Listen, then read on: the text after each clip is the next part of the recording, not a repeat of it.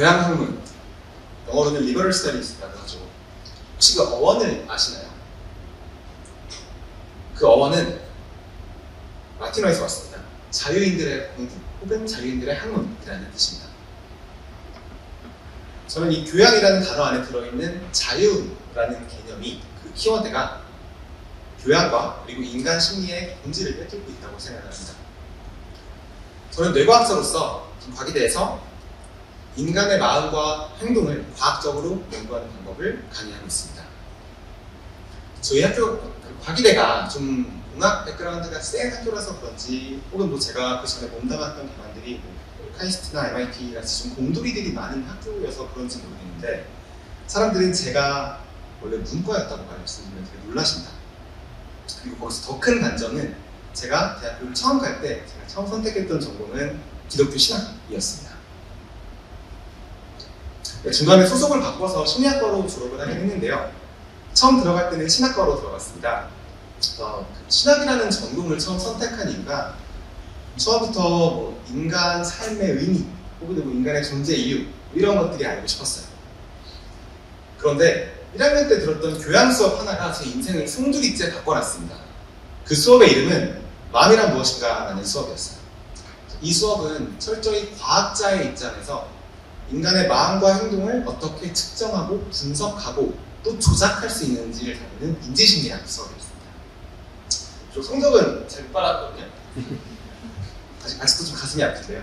성적은 잘 못 받았지만 전 이 수업이 너무 재밌었고, 얼마나 재밌었냐면 제가 과기대 부임하고 처음으로 개설한 수업이 이거랑 거의 동일한 내용의 수업이었습니다. 매 학기 강의를 하고 있고요. 또 중간에 약간 세속적인 욕심이 있어가지고 경영도 도전을 하긴 했는데요. 사실 더 하고 싶었습니다. 이제 뭐 3전공뿐만이 아니라 뭐 4전공, 5전공 막 하고 싶었는데, 그 전남대 헤르미온느라고 불리시는 분처럼요. 근데 이제 졸업이 마냥 늦어질까봐 그러지는 못했고요. 어쨌든 공부를 조금 잡다하게 한 편이고, 이후 대학원 과정을 거치면서 자연과학과 공학까지 좀 두루두루 공부를 했습니다. 사실 학창시절에 저는 전공이라고 부를 만한 게 딱히 없었던 것 같기도 해요. 그렇지만 성적이랑은 무관하게 제가 하고 싶은 공부를 자유롭게 할 수 있다는 점에서 정말 자유로웠고 또 행복했습니다. 제가 뇌과학자로서 사람을 바라보면서 느낀 게 몇 가지 있습니다. 그 중에 하나가, 사람은 태생적으로 자유롭지 못한 존재라는 거예요. 이해할 수 없는 것들을 보면 무서워하고, 예측할 수 없는 것들을 보면 두렵습니다. 불안합니다. 그 불안은 타고났어요.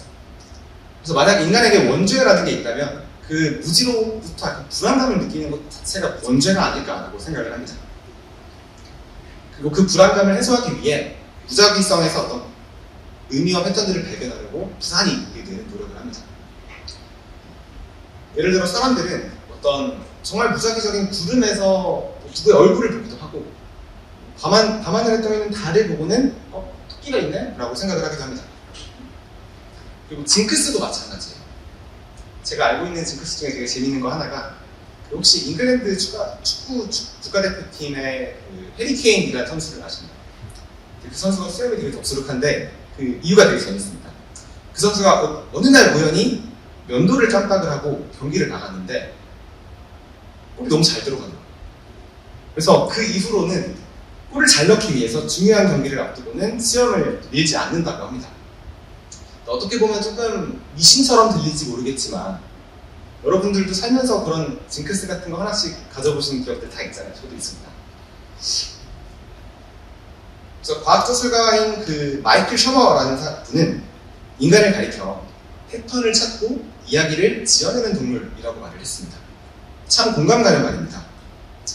우리가 세상을 이해하려 할 때 종교도, 과학도, 예술도 그 바탕에는 더 나은 설명을 만들어내려는 인간의 마음이 있습니다.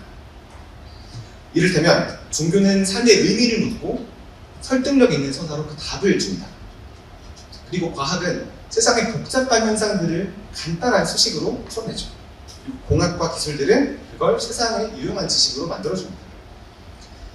그리고 예술은 인간의 복잡한 경험과 감정들을 간단한 상징과 이미지들로 표현해주죠. 그래서 겉보기엔 다를지 몰라도 종교도, 과학도, 그리고 예술도 결국 인간이 세상을 단순하게 이해하고자 노력하는 그런 노력의 산물이라고 이해할 수 있겠습니다. 그래서 우리 뇌는 그 복잡한 현상을 최대한 단순한 의미와 상징으로 축소하는 과정을 즐거워합니다. 그런 프로세스를 강박적으로 좋아해요. 그래서 앞선 강연에서 그 와류를 통해 이해하는 인생이 그런 내용들이 즐겁게 재밌게 느껴진 이유도 바로 그것이죠. 인지적으로 경제적인 방식으로 우리 인생을 이해할 수 있게 됐으니까요. 그리고 저는 이러한 다양한 노력들을 두루 배우는 것이야말로 교양교육의 본질이라고 생각을 합니다. 인간이 세상 만물에 대해 어떻게 의미를 부여해 왔는지를 폭넓게 배우는 거니까요.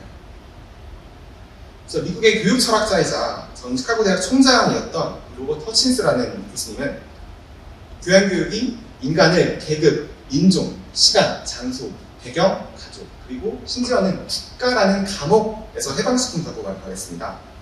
그래서 교양이라는 게 단순히 아는 게 더 많아지는 공부가 아니라 인간을 한 단계 더 자유롭게 만들어주는 공부라는 거죠. 그래서 우리 인류의 역사 속에서 사람들은 수없이 많은 문제를 겪었고 한계를 겪고 그런 속박으로부터 지혜를 모아서 슬기롭게 극복을 해왔습니다. 그래서 교양교육은 인류가 어떻게 복잡한 세상을 이해해왔는지 그 축적된 지혜를 배우는 거라고 할 수 있겠습니다. 호친스의 말을 빌리자면 무지와 편견의 감옥으로부터 해방되는 걸 수도 있고, 요한복음의 말씀을 빌리자면 진리가 우리를 자유롭게 하는 걸 수도 있는 거죠. 이처럼 이제 올바른 삶은 인간을 이제 무지와 불안이라는 속박에서부터 풀어줍니다. 우리가 교양을 통해 얻을 수 있는 통찰과 가치관은 삶의 결정적인 순간에 방향을 제시해 줄 수 있고, 외부 환경에 휘둘리지 않는 내적인 자유를 줍니다. 단순히 잡지식을 막 쌓는 게 아니라 더 현명한 삶을, 자유로운 삶을 살기 위한 무기이자 날개를 갖추게 되는 셈이죠. 그래서 교양은 아까 자유인들의 학문이다 라고 말씀을 드렸었는데, 방향을 좀 바꿔서 교양이 인간을 자유롭게 해주는 그런 것이라고 말씀을 드리고 싶어요. 그래서 시스템상 전공 소속을 갖고 졸업을 할 수밖에 없는 현대 대학 체제 안에서 그런 자유로운 교육을 제공할 수 있는 것은 오직 교양교육뿐입니다. 교양 강의 하나가 한 사람의 인생을 통째로 바꿀 수도 있습니다. 제가 그랬거든요. 이렇게 교양교육이 가진 힘과 함께 나아가야 할 방향으로 저는 교양교육의 궁극적 목적이 인간을 자유롭게 하는 데 있다고 말씀드리면서 제 순서를 마치겠습니다.